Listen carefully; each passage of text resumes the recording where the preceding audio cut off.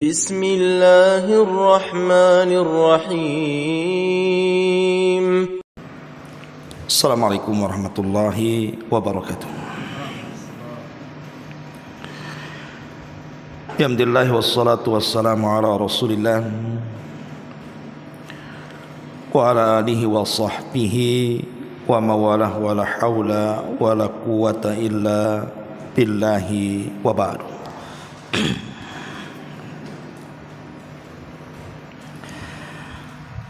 Alhamdulillah, di pagi menjelang siang ini kita bisa kembali berkumpul di Masjid Nidaul Ilmi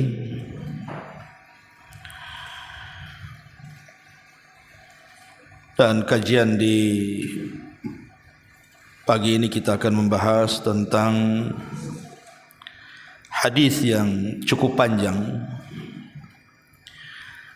dari sahabat Al-Bara ibn Azib radhiyallahu anhu. Dan hadis ini dijadikan dasar hadis oleh para ulama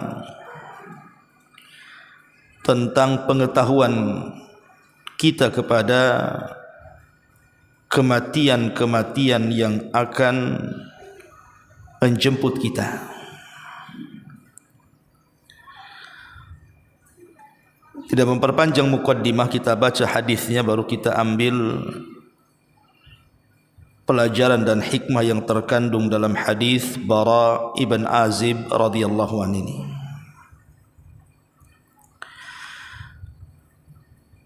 Ma'asyiral muslimat, ibu-ibu yang dimuliakan Allah Subhanahu wa taala. Di dalam hadis yang diriwayatkan oleh sahabat Al-Bara ibn Azib radhiyallahu anhu, dia berkata, "Kharajna ma'a Rasulillah sallallahu alaihi wasallam fi janazati rajulin minal ansar."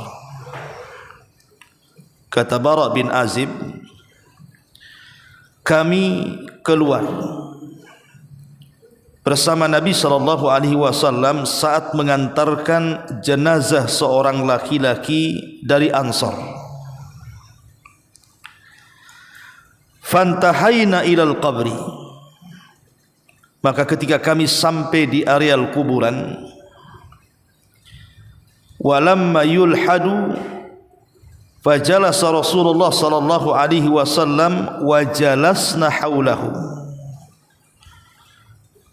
Tapi ketika itu lahat belum digali, artinya jenazah belum bisa dimasukkan ke dalam liang kubur. Maka sambil menunggu lahat digali, Nabi SAW kemudian duduk dan kami pun duduk di sekitarnya. Wa ka'anna ala ru'usi inna tayra, seolah-olah di atas kepala kami ada burung-burung gagak. Wa fi yadihi 'udun yanquthu fil ardi, sedangkan di tangan beliau membawa dahan yang beliau pukulkan ke tanah. Fa rafa'a ra'sahu, maka Rasul pun mengangkat kepalanya. Faqala, maka Rasul sallallahu alaihi wasallam bersabda, "Ista'idzu billahi min adzabil qabri." Mintalah perlindungan kepada Allah dari azab kubur. Dan ini Nabi sallallahu alaihi wasallam katakan marrataini aw thalatha, 2 atau 3 kali terulang kalimat ista'idzu billahi min adzabil qabri. Mintalah perlindungan kepada Allah Subhanahu wa taala dari azab kubur. Dan seorang muslim harus meminta kepada Allah Subhanahu wa taala perlindungan dari azab kubur. Karena azab kubur itu sesuatu yang sangat mengerikan. Makanya dalam solat-solat kita, kalau ibu sedang solat baik wajib ataupun sunnah, Maka dalam tasawuf terakhir itu kan ada syariat kita dianjurkan untuk berlindung dari 4 perkara.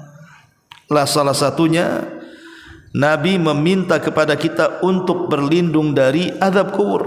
Allahumma inni a'udzubika min azabil qabri. Ya Allah, aku berlindung kepadamu dari azab kubur. Makanya Nabi SAW sampai mengulang 3 kali kepada para sahabat, ista'idhu billahi min azabil qabri. Berlindunglah kepada Allah dari azab kubur. Thumma qala, kemudian Rasul katakan, innal abdal mu'mina idza kana fi inqita'in minad dunya wa ikbalin minal akhirati.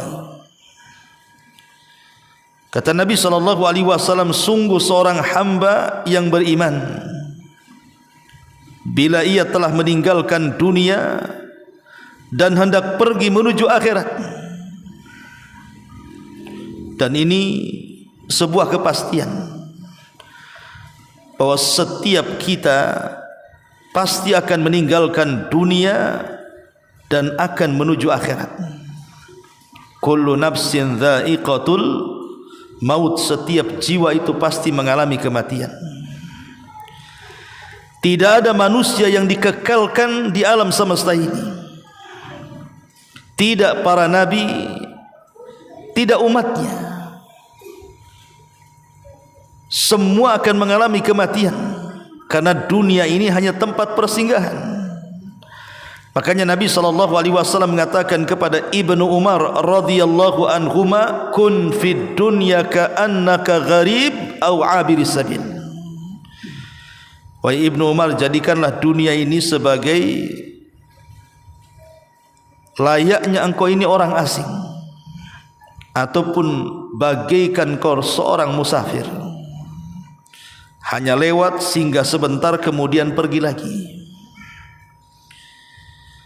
Kata Nabi SAW, sesungguhnya hamba mukmin ini apabila telah berpindah dari dunia dan menuju akhirat, nazala ilaihi malaikatun minas sama bidul wujuh ka'anna wujuhahumus syamsu ma'ahum kafanun min aqfanil jannah wa hanutun min hanutil jannah hatta yajlisu minhu maddal basari thumma yaji'u malakul mauti hatta yajlisa inda ra'sihi fayaqul ayyatuhan nafsut tayyibatu irji ila maghfiratin minallahi wa ridwana. Jadi hamba yang beriman bila telah meninggalkan dunia dan pergi menuju akhirat, kata Rasul, maka akan turun rombongan para malaikat dari langit, di mana rombongan malaikat yang datang dari langit itu memiliki wajah yang sangat putih sekali, bagaikan wajah-wajah mereka itu seperti matahari. Mereka pun membawa sebuah kafan dari kafan-kafan sorga, dan juga sebagian mereka membawa parfum dari parfum sorga, hingga mereka semua duduk di sisi orang yang hendak dicabut nyawanya itu, sehingga mereka memandang sejauh mata memandang.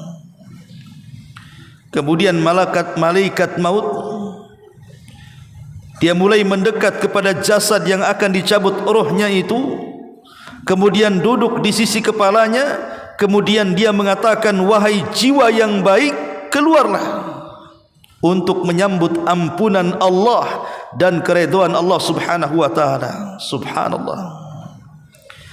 Ini kalau yang dicabut nyawanya ini adalah seorang mukmin, orang yang ketika di masa hidupnya dia penuh dengan ketaatan kepada Allah, penuh dengan ibadah kepada Allah Subhanahu wa taala, maka kematiannya diberikan kematian terbaik kepadanya.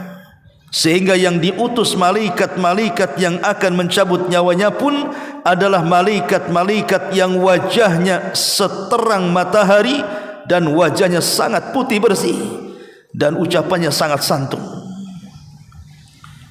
Sehingga malaikat maut mengatakan, wahai jiwa yang tenang, wahai jiwa yang baik, keluarlah untuk menyambut ampunan dan keridhaan Allah Subhanahu wa taala.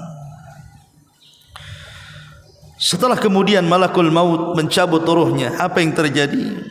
Qala, maka dikatakan, fatakhruju tasilu kama tasilul qatratu min fi siqai.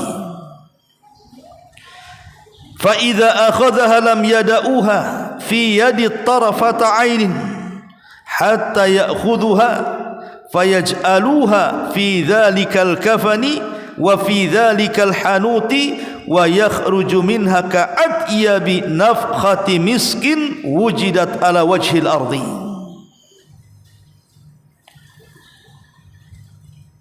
Lantas ketika ruh itu dicabut oleh malakul maut, Bu,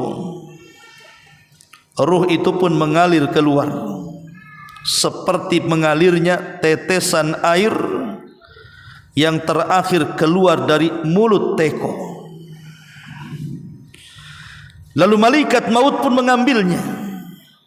Ketika ia telah mengambilnya, para malaikat yang lainnya tidak membiarkan tetap dalam genggaman malakul maut. Mereka pun kemudian mengambilnya dengan sekejap mata, lalu langsung mengambilnya dan meletakkan di kain kafan dari sorga, kemudian dibalurkan dengan parfum dari sorga, sehingga ruh itu baunya seperti minyak wangi yang paling harum yang ada di permukaan bumi, kata Nabi SAW. Subhanallah. Ini bagian daripada nikmat kematian, di mana Nabi SAW memperlakukan dengan sangat-sangat lembut dan sopan lewat malaikat-malaikat pencabut nyawa dari kalangan Rasulul Maut yang Allah utus kepada hamba-hambanya yang beriman saat menjelang kematiannya, di mana mereka diberikan kematian terbaik.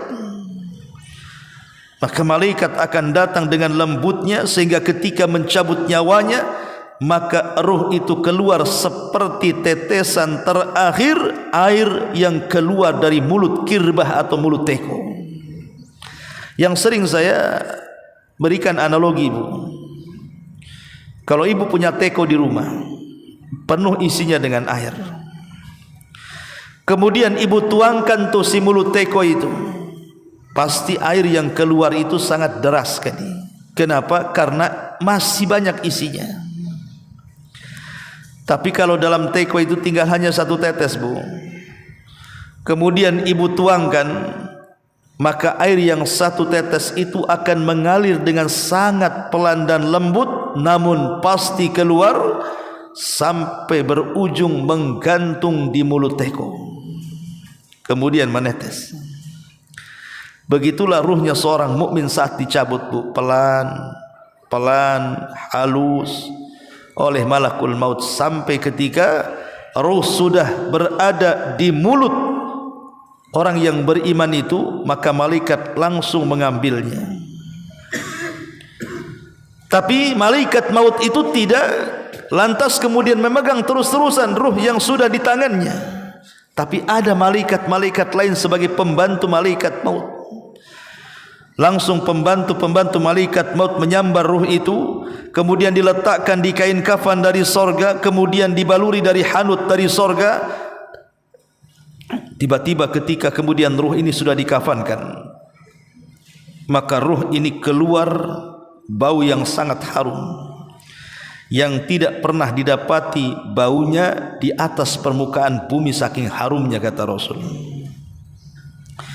Qala, kemudian dikatakan, Nabi SAW bersabda melanjutkan hadisnya, fayas'aduna biha fala yamurruna ya'ni biha ala mala'in minal malaikati illa qalu ma hadar ruhut tayyibu fayaquluna fulan ibnu fulan bi ahsani asma'ihi allati kanu yusammunaha biha fid dunya. Maka kemudian malaikat itu pun membawa ruh itu naik ke langit, sehingga tidaklah mereka melewati sekawanan para malaikat yang ada di langit, melainkan mereka bertanya-tanya, ruh siapakah yang sangat wangi ini? Maka para malaikat yang membawa ruh itu mengatakan, ini ruhnya fulan ibn fulan, fulan ibn fulan. Dan mereka menyebut-nyebut dengan sebutan terbaik yang dipergunakan orang-orang itu ketika di dunia. Dan begitu seterusnya. Ma'asyiral muslimat yang dimuliakan Allah Subhanahu wa taala. Hatta yantahu biha ila sama'id dunya. Sampai malaikat-malaikat yang membawa ruh itu mengantar ruh ini ke langit pertama dunia. Kemudian fayastaftihunahu lahu. Maka malaikat-malaikat yang berada di langit pertama mereka membukakan pintu-pintu langitnya. Fayuftahu lahum fayushayyi'uhu min kulli sama'in muqarrabuha ila sama' allati taliha hatta yantahiya bihi ila sama'is sabi'ati. Kemudian dia pun terus dibawa naik ke atas,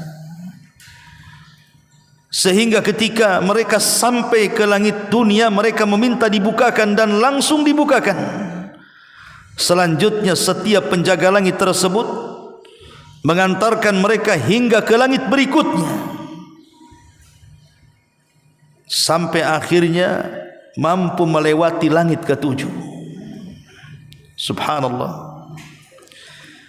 Bagaimana ruh ini dimuliakan Allah Azza wa Jalla, sehingga bisa diangkat sampai lapisan-lapisan langit yang tujuh itu.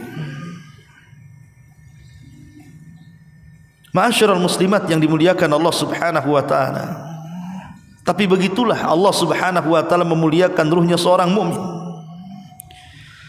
Akan dinaikkan setinggi mungkin sesuai dengan keimanannya kepada Allah Subhanahu wa taala.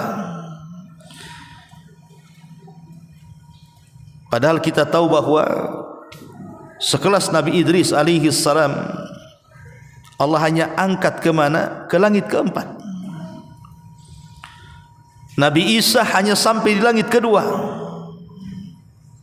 Itu semasa keduanya hidup. Dan Isa masih hidup sampai sekarang.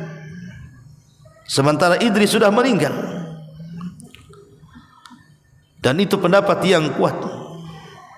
Tapi ruhnya seorang mukmin walaupun dia bukan seorang nabi, Allah muliakan sehingga mampu naik melintasi setiap lapisan-lapisan langit sampai ke langit ketujuh. Setelah kemudian sampai di langit ketujuh, fayaqulullahu azza wa jalla, maka Allah Subhanahu wa taala berfirman kepada hamba mukmin tersebut, uktubu kitaba abdi fi illiyin wa'iduhu ilal ardi fa inni minha khalaqtuhum wa fiha u'idhuhum wa minha ukhrijuhum taratan ukhra. Kata Allah Subhanahu wa taala berfirman, tulislah catatan hambaku ini di tempat yang paling tinggi di sorga, fil illiyin. Kembalikanlah ruhnya ke dalam bumi, karena dari bumi itulah aku ciptakan dia, dan kepada bumilah aku kembalikan dia, serta daripada bumi itulah kelak aku akan membangkitkan dia kedua kalinya. Ma'asyiral muslimat yang dimuliakan Allah Subhanahu wa taala.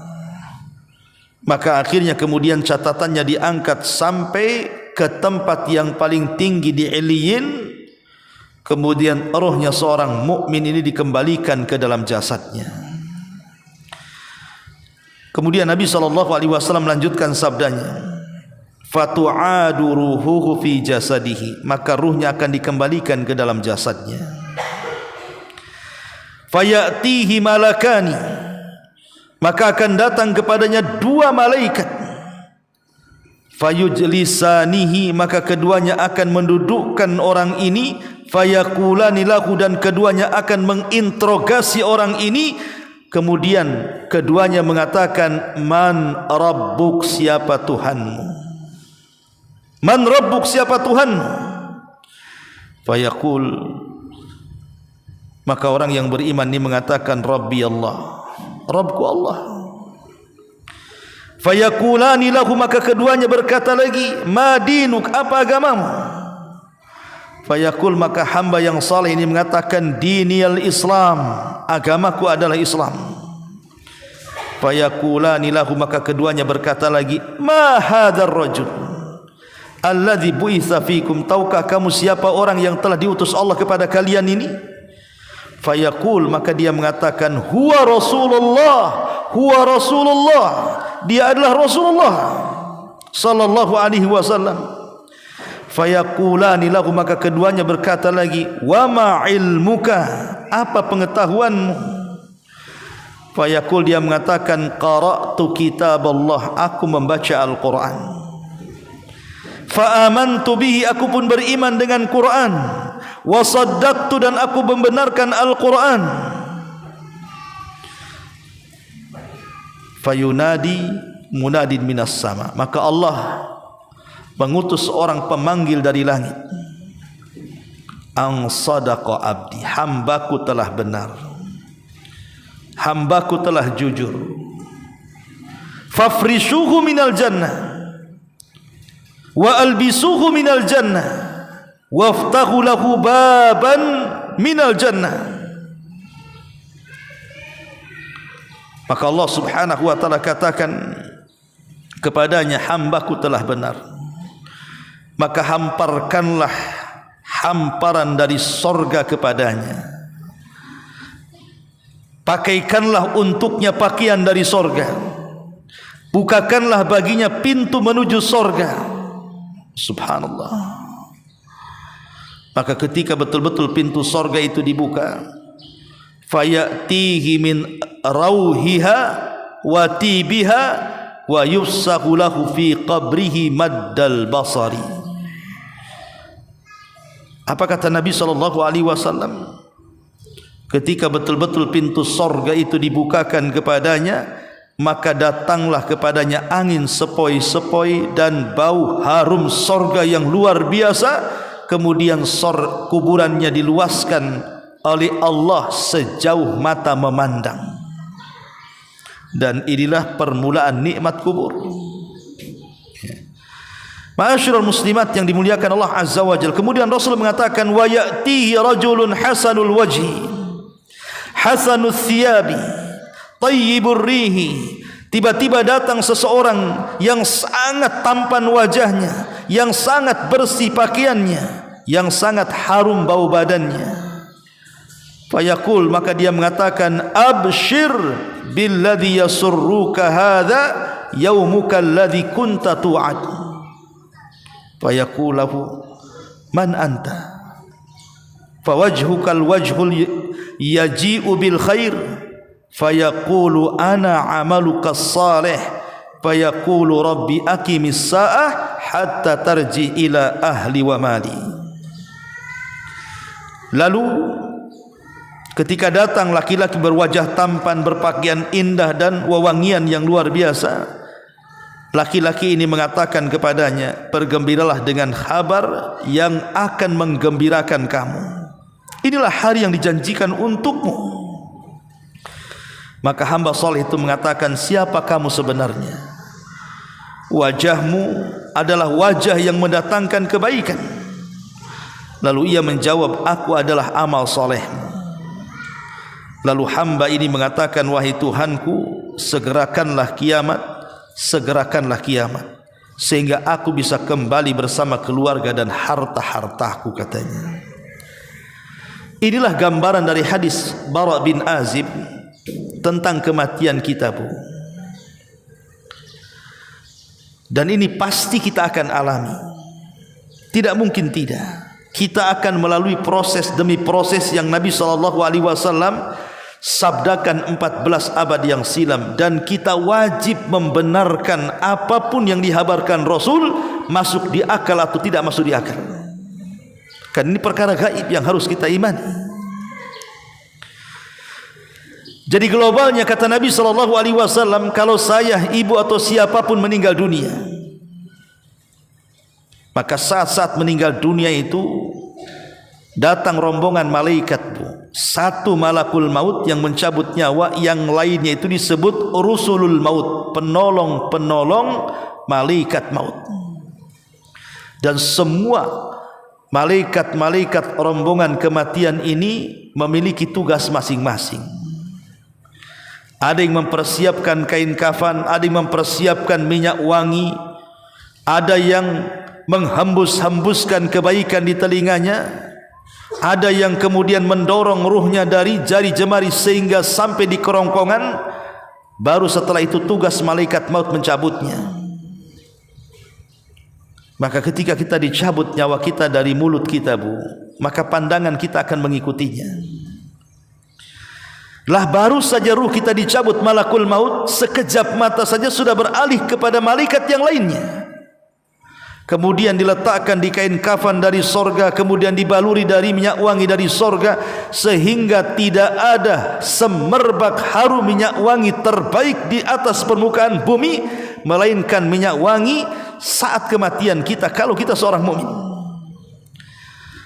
Lah saat ruh kita sudah diletakkan di kain kafan dari sorga, sehingga harumnya membumbung sampai ke langit, dan setiap malaikat yang menciumnya bertanya, itu ruhnya siapa? Kemudian dikatakan ruhnya fulan ibn fulan, disebutkan dengan nama yang paling disukainya di dunia.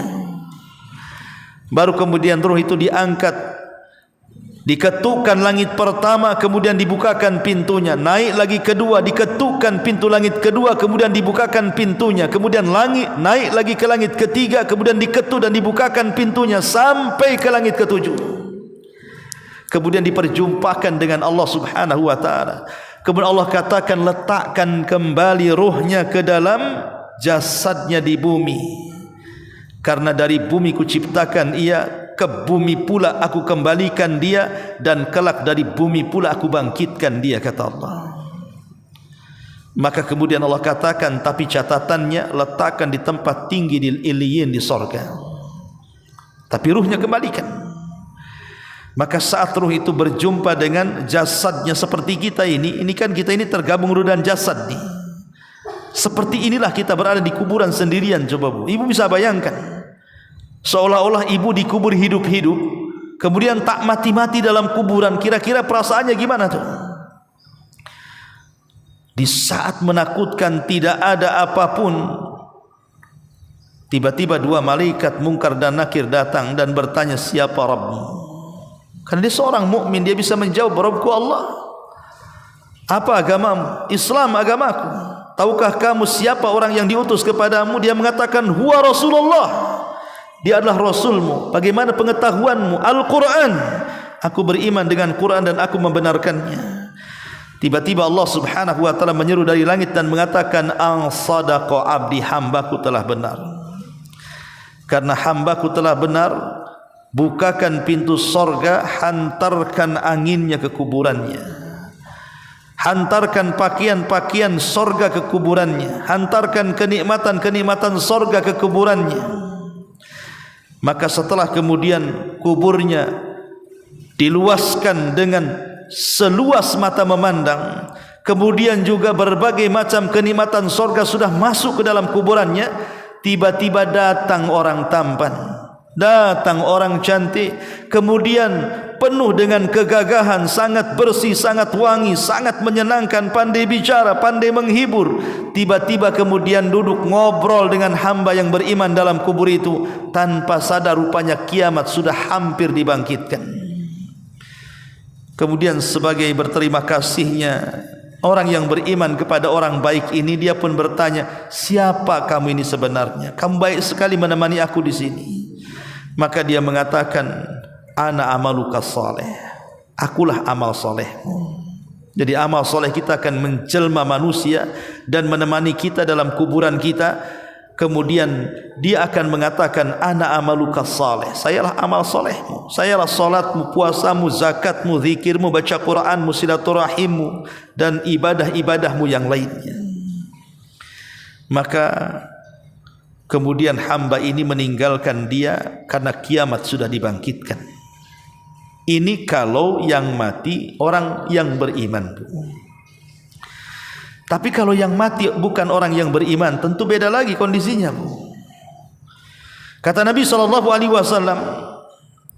wa innal abdal kafir idza kana fi inqita'in minad dunya wa ikbalin minal akhirati. Sesungguhnya seorang hamba kafir jika menjelang berakhirnya kehidupan di dunia dan menuju kehidupan akhiratnya, nazala ilaihi minas sama' malaikatun sudul wujuh ma'ahum almasuhu fayajlisuna ma'ahu atau fayajlisuna minhu maddal basar. Maka turunlah rombongan para malaikat yang lainnya dengan wajah yang sangat hitam dan buruk dan menakutkan. Para malaikat itu membawa kain kumal, kain yang kasar sekali dari neraka.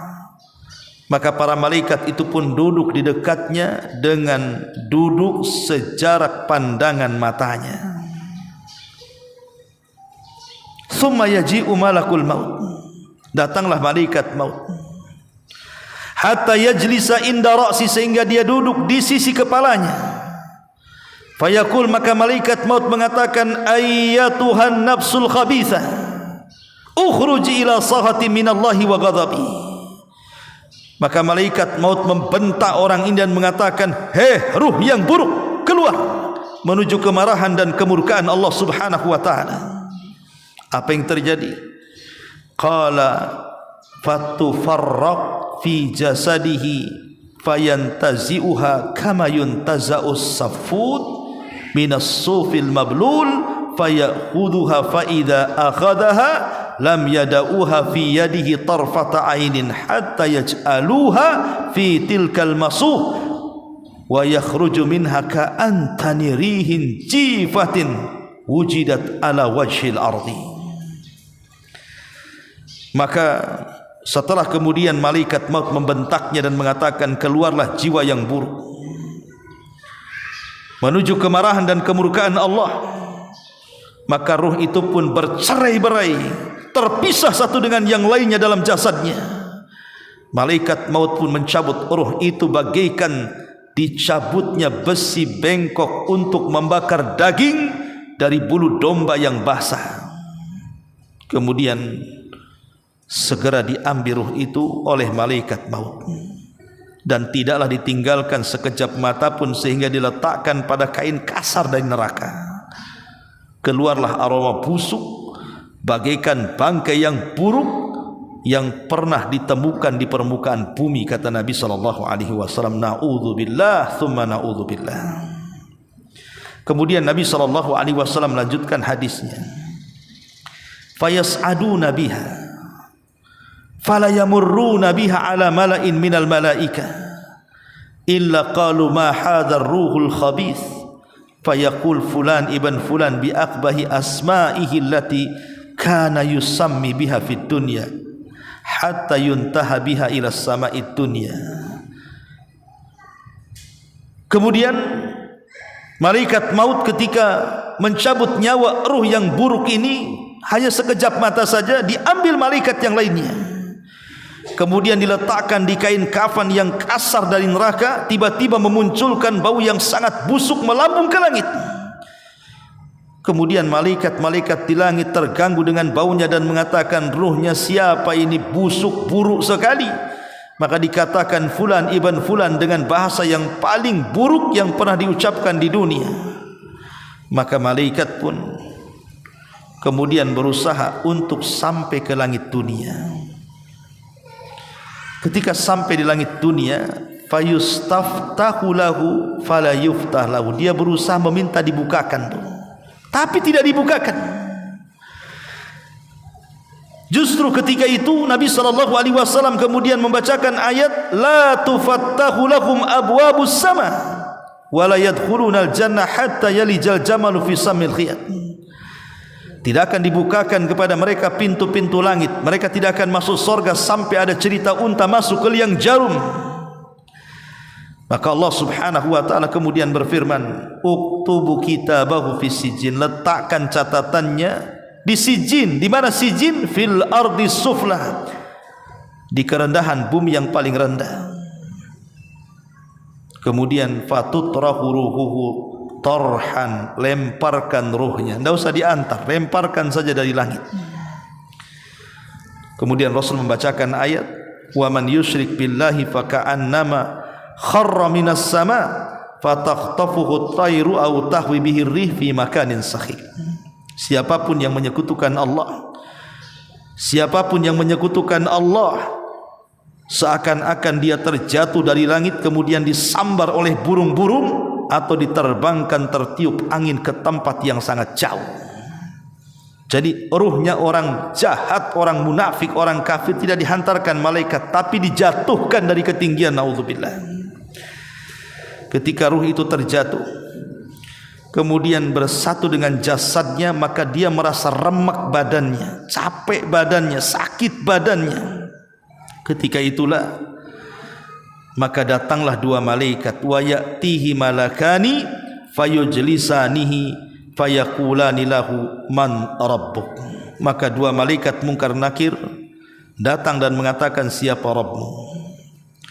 Karena dia orang kafir, orang munafik, orang jahat, ahli maksiat. Qala, dia pun mengatakan, la adri, aku tidak tahu. Fayaqulani lahu ma dinuk, apa agamamu? Dia pun mengatakan la adri, aku pun tidak tahu. Fayaqulani lahu ma hadzal rajul alladhi bu'itsa fikum, tahukah kamu siapa orang yang diutus kepadamu? Dia pun mengatakan la adri, aku pun tidak tahu, aku pun tidak tahu. Ketika semua soalan dijawab dengan ketidaktahuan dia, maka Allah mengutus malaikat fayunadi munadin minas sama, agar berteriak, an kadzaba abdi, hambaku telah berdusta. Fafrishu lahu minan nar, bukakan pintu neraka, arahkan ke kuburannya. Waftahu lahu baban ilan nar, arahkan pintunya menuju pintu-pintu neraka. Fayatihi min harriha wa sumumiha wa yudayyak alaihi qabru hatta takhtalifa fihi adla'uhu wa ya'tihi rajulun qabihul wajhi qabihul thiyab muntinur rihi fayaqul abshir billati yasu'uka hadha yaumuka alladhi kunta tu'ad fayaqulu man anta fawajhuka wajhu yaji'u bisyarr fayaqul ana amalukal khabith fayaqulu rabbi la tuqimis sa'ah. Kemudian ketika dikembalikan ruh ke dalam jasadnya, kemudian datanglah dua malaikat yang duduk di sampingnya dan berkata, siapa Rabbmu? Dia mengatakan, aku tidak tahu. Apa agamamu? Dia mengatakan tidak tahu. Siapa nabimu? Dia mengatakan tidak tahu. Kemudian dikatakan, hambaku telah berdusta. Hamparkan untuknya permadani dari neraka, bukakan untuknya pintu menuju pintu-pintu neraka, sehingga dia merasakan hawa panasnya. Disempitkan kuburannya hingga tulang-tulang rusuknya berantakan. Kemudian datanglah seorang laki-laki yang berwajah sangat buruk, berpakaian busuk, dan berkata, bergembiralah dengan hal-hal yang membuat sedih engkau selamanya. Ini adalah hari burukmu yang sebelumnya telah dijanjikan Allah untukmu. Maka orang ini berkata, siapa engkau ini, wajahmu buruk, pakaian yang busuk, kau menakut-nakuti aku. Kemudian laki-laki ini berkata, aku amal burukmu, aku zinahmu, aku mencurimu, aku korupsimu, aku dustamu, aku gibahmu, akulah celaanmu, laknatmu, dan dosa-dosamu yang lainnya. Akulah amal burukmu. Maka orang ini langsung mengatakan, ya Rabb, Jangan engkau tegakkan hari kiamat, jangan engkau tegakkan hari kiamat, karena dia tahu bahwa setelah kiamat azab bagi dia jauh lebih buruk dibandingkan dalam kuburnya. Ma'asyiral muslimat yang dimuliakan Allah Azza wa Jalla, hadis ini dikeluarkan Imam Ahmad, dihasankan oleh Syekh Abdul Muhsin Al-Abad dalam Qahfatu Jannah dalam kitab beliau, dan hadis ini sebagai dasar tentang gambaran bagaimana kematian seorang mukmin dan gambaran bagaimana kematian orang kafir. Wallahu a'lam bissawab. Dimuliakan Allah Subhanahu wa taala, ini yang bisa sampaikan dari hadis yang cukup panjang Bara bin Azib yang berbicara soal kondisi kematian, azab kubur, alam kubur, fitnah kubur, nikmat kubur, dan peristiwa-peristiwa dalam kuburan. Taib, sebelum saya tutup, kalau ada yang mau bertanya silakan.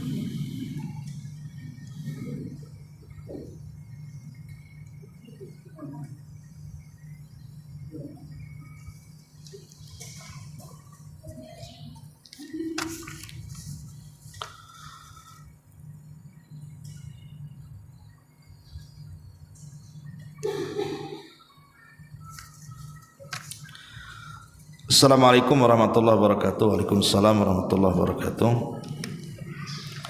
Ya, ini ada soalan lain di luar tema. Ustadz, apa ciri-ciri sudah jatuhnya talak? Orang tua saya berpisah sudah 1 tahun. Orang tua saya berpisah sudah 1 tahun tanpa nafkah lahir batin, tetapi tidak pernah terucap talak dari pihak laki-laki. Iya. Kita tahu bahwa jatuh talak itu kalau memang dari pihak laki-laki menjatuhkan talak dengan 2 cara. Pertama, dengan ucapan talak yang jelas. Saya ceraikan kamu, saya talak kamu, jelas, tidak perlu ditafsirkan. Orang yang mendengar tahu bahwa itu bahasa talak atau bahasa cerai. Maka kalau seandainya terlontar kalimat itu, jatuhlah talak, baik diucapkan main-main ataupun diucapkan sungguh-sungguh. Kalau jelas ucapannya, saya ceraikan kamu, saya talak kamu, tidak ada takwil lagi. Mau diucapkan main-main, mau diucapkan tidak main-main, jatuh talaknya. Yang kedua, mengucapkan talak dengan bahasa kinayah, tidak jelas, harus diperjelas. Contoh, saya pulangkan kamu ke rumah orang tuamu, pergi kau keluar sana, pulang sana ke kampungmu sana, pulang ke orang tuamu sana. Ini kalimat ini namanya talak ghairus sharih, talak tapi tidak jelas, sehingga yang mendengarkannya harus minta penjelasan. Jadi istri yang dikitukan oleh suami, pulang kau ke kampungmu sana, maka istri harus bertanya, bang, maksudnya apa? Nyuruh-nyuruh aku pulang kampung itu apa? Apakah abang maksudnya menceraikan saya? Kalau kata suami, ya, jatuh talak. Kalau kata suami, enggak, saya kasih pelajaran saja biar kau tak macam-macam di sini, itu tidak jatuh talak. Ya, maka lihat. Tapi sebaiknya nanyanya kalau lagi sudah hilang marahnya. Kalau lagi marah nanyanya, maksudnya apa bang? Kau ceraikan aku? Oh, lagi marah ya, cerailah bu. Ya, aku ceraikan, mau apa kan itu. Jadi nanyanya itu maksudnya ketika suaminya sudah reda marahnya, baru ibu dekat dia, halus-halus ngomong, apa sih bang maksud kemarin itu saya suruh pulang kampung? Oh enggak, kata abang, kok ambil salak di kampung itu lagi panen. Pokoknya lain nanti suami itu ngomongnya bu. Ya, jadi itu harus dipahami. Lah kalau tidak ada 2 perkara ini ya belum talak namanya. Itu namanya menggantung. Dalam Islam tak boleh menggantung. Harus jelas status, mau dilanjutkan pergauli dengan cara baik, tidak dilanjutkan ceraikan dengan cara baik. Ustadz, saya sudah minta cerai, tak mau dicerai-ceraikan. Disinilah ibu sudah boleh khulu namanya ya, menggugat cerai. Karena si suami tidak memberikan nafkah lahir batin, berarti hak menggugat cerai sudah ada pada ibu. Tapi saya masih cinta Ustaz, tidak mau cerai, ya sudahlah, sabar. Ya, kalau masih cinta doakan suaminya supaya dapat hidayah dan kembali. Wallahu a'lam. Baik, pertanyaan kedua, Ustaz, bagaimana kami harus bersikap jika sudah kasih makan ke tetangga, tetapi tetangga tersebut langsung bilang ke kami kalau makanan yang kami kasih itu dibuangnya. Apakah kami harus tetap kasih lagi atau bagaimana seharusnya? Ya, kalau dia bilang terang-terangan dibuang, ya ndak usah Bu Mubazir. Ya, ndak usah. Kalau jelas-jelas dia ngomong, ngapain kau kirim makanan ke rumahku, udah kubuang. Nah, jelas-jelas dia mau kubuang. Kalimat kubuang ini maksudnya apa? Kubuang ke perut atau kubuang ke tong sampah? Ya, kalau dibuang ke perut ya nggak apa-apa, kasih lagi. Bahasa kasar aja, dia udah kubuang. Ibu tanya aja, kau buang ke perut ya? Oh iya, ya udah kasih lagi lah Bu. Kan dimakan sama dia. Tapi maksudnya kalau dibuang kemudian dikasih ke ayam sementara ibu sudah mau memuliakan tetangga, maka ibu coba cari cara lain. Dekat tetangga itu kan tidak mesti harus ngasih makanan kan Bu. Ya, dengan cara lain, dengan cara mengucapkan salam, memuji dia, ya, meminta maaf dan begitu seterusnya gitu ya. Jadi kalau jelas-jelas kemudian makanan ibu dibuang, maka gak usah dikasih lagi Bu. Mubazir ya. Tapi bagaimana Ustaz, saya ingin berbuat baik kepada dia, dia pula berbuat jahat kepada saya. Sabar Bu, karena ada hadis yang mengatakan ketika ada seorang sahabat datang kepada Rasul, saya ini sudah berusaha menyambung silaturahim dengan keluargaku, tapi keluargaku memutusnya. Aku berusaha baik, dia pun jahat kepadaku. Apakah harus gimana aku ini? Maka Rasul mengatakan, kalau engkau benar ucapanmu, maka engkau akan dapat perlindungan Allah. Kau akan dijaga dari keburukan mereka. Wallahu a'lam. Bismillah. Apabila seorang meninggal dunia dalam husnul khatimah, meninggal ketika sholat, apakah dosa-dosa sebelumnya terhapus semuanya dan kelak langsung dimasukkan ke dalam surga tanpa hisab dan tanpa diazab dulu di neraka, padahal sebelumnya semasa hidupnya sering melakukan maksiat dan sangat jarang beribadah? Iya,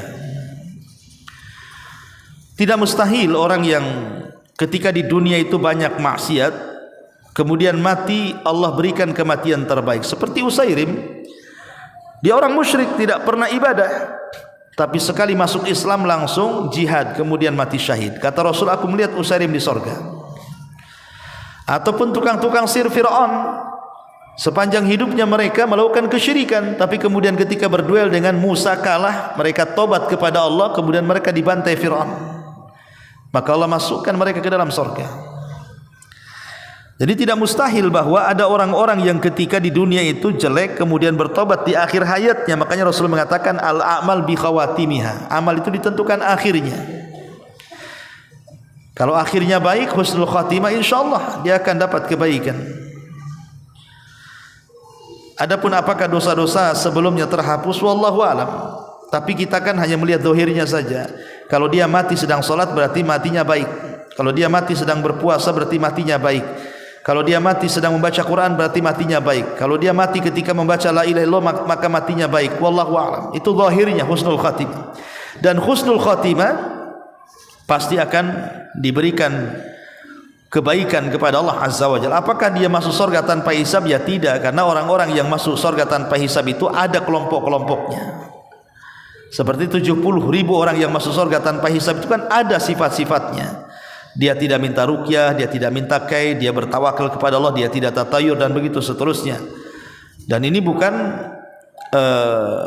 pembatasan, karena ada amalan-amalan lain juga yang menjadikan orang masuk surga tanpa hisab dan tanpa azab. Tapi yang jelas bahwa kematian baik atau husnul khatimah itu akan meringankan dia baik dalam kuburnya ataupun setelah kiamat dibangkitkannya. Sampai kapan pahala wakaf tempat ibadah musholah mengalir kepada pemberi wakaf? Sewaktu memberi wakaf masih hidup alhamdulillah musholah tersebut aktif digunakan untuk sholat berjamaah dan kajian. Tapi setelah pemberi wakaf meninggal, musholah tersebut jarang digunakan untuk kegiatan. Apakah pahalanya tetap mengalir kepada beliau? Iya, tetap mengalir selama yang diwakafkan itu masih berlaku. Umpamanya orang wakaf keramik, ya selama keramik ini terus dipakai, maka pahalanya akan sampai terus mengalir. Tapi kalau sudah dibongkar, ganti keramik yang lainnya, kalau memang keramik ini dialihkan ke tempat lain yang bermanfaat, ya tetap mengalir juga kan. Ya, tetapi kalau seandainya kemudian anggaplah keramik dibongkar, dibuang, kemudian diganti keramik yang lainnya, maka insya Allah masih mengalir kebaikan niatnya kepada Allah Subhanahu wa ta'ala, masih mengalir kan ya. Cuman zahirnya kalau sudah tidak dipergunakan berarti kan sampai di situ wakaf orang tersebut gitu ya. Tapi apakah kemudian pahalanya akan hilang dengan hilangnya barang wakaf yang di tempat tersebut? Wallahu a'lam. Wallahu a'lam. Ya, mudah-mudahan tidak terputus dengan terputusnya wakaf. Tetap ajrun ghairu mamnun, pahala yang terus mengalir ya. Karena itu bagian daripada amal saleh. Boleh jadi mungkin dengan dia memberikan wakaf dicontoh orang, akhirnya dia bukan hanya mendapatkan pahala wakaf, tapi juga orang yang mencontohnya. Kita ngasih contoh wakaf keramik, datang pula orang ngasih contoh, karena tercontoh oleh kita, akhirnya dia wakaf tiang, dia wakaf atap, dia wakaf macam-macam dalam masjid itu kan. Lah ketika kita memberikan contoh pertama, kemudian orang itu kemudian mengikuti contoh kita, itulah pahala yang mengalir juga bagi kita. Man sanna sunnatan hasanatan falahu ajruha wa ajru man amila ba'dahu la yanqusu min ujurihim syai'a. Kata Rasul, siapa yang memberikan contoh terbaik kemudian diikuti, maka dia mendapatkan pahala tanpa mengurangi pahala mereka sedikit pun. Wallahu a'lam. Ya, saya kira cukup sampai di sini. Subhanaka bihamdika asyhadu an la ilaha illa anta astaghfiruka wa atubu ilaik. Allahu taala a'lam. Assalamualaikum warahmatullahi wabarakatuh.